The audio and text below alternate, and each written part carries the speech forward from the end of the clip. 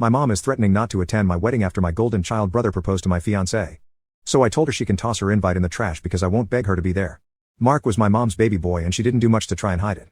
If my sisters and I got gifts, they were for us to share, but my mom made it pretty clear that Mark's things were only for him and we shouldn't touch them. When Mark would screw up, I'd get punished for not being a good role model and showing him the proper way to behave. For example, Mark went through a phase of breaking his toys and I got the beating because obviously, he learned that behavior from me. It was around this time that I started distancing myself from my brother. I got my first job when I turned 17 because I wanted to finally get my car and make money that they couldn't force me to give to Mark. I got my first car at 18 after all of my hard work. When Mark expressed wanting my parents to buy him his car, my mom came to me and told me to give him my car because he needed it more. When I refused, she threatened to kick me out. At the start of the new school year, I moved away from college and cut contact with them. Around the time I moved back, my sister told me they had been seeing a family therapist and my parents wanted to apologize for their treatment of us. I was hesitant but agreed as long as they would be genuine, and the reconciliation process started when I moved back home. Then I met Jen. Jen and I met at a bar when I moved back in October and hit it off well. She was easily the most beautiful and intelligent woman I ever met and we met up a few times more before we made it official. I wasn't sure where my relationship with her was going or my relationship with my parents was going.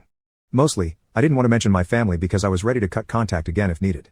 At dinner with my family, my parents asked to see pictures of my girlfriend, and they passed my phone around the table. Mark saw it and blew up calling me a poop brother for dating his ex-girlfriend.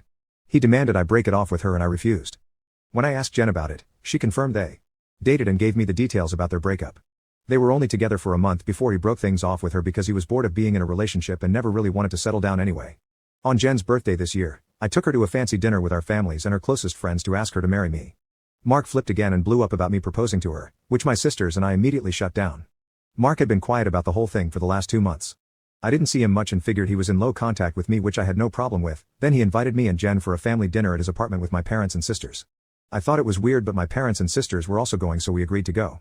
The dinner was nice, nothing too fancy, and we moved to the living room to talk. About 30 minutes into normal conversation Mark stood up and told us he had an announcement. He made a long speech about being happy to have his family around for his big moment, then got on one knee and pulled out this cheap ring while asking Jen to marry him. Jen was confused and uncomfortable. She demanded that he put it away and stand up. My dad tried to make a grab for Mark but I got to him first and punched him. He said something like wanting to show me that Jen wasn't really into me and just wanted to get back at him. This is the last straw. Jen and I went home and decided to uninvite Mark.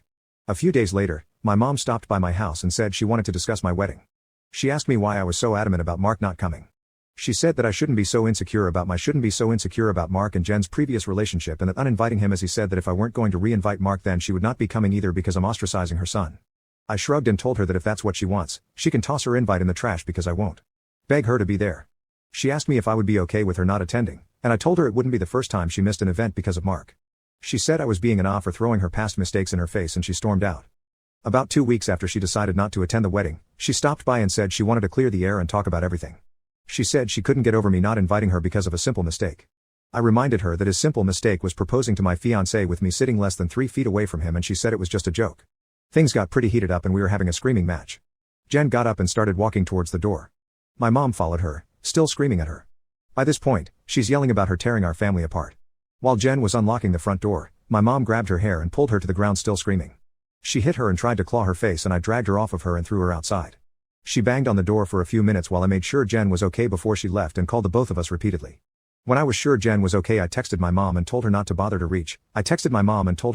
reaching out again because we'd never speak to her again even though Jen doesn't want to pursue anything. It's not up to us to decide whether it goes further but they would keep our preference in mind. After that, I was shocked when my mom tried to corner me leaving my job, and screamed at me about trying to ruin her life.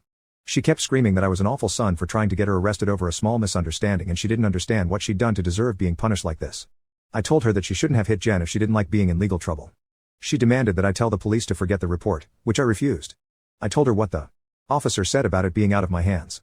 I also told her that I would never forgive her for what she did to Jen and what she did to me and my sisters growing up.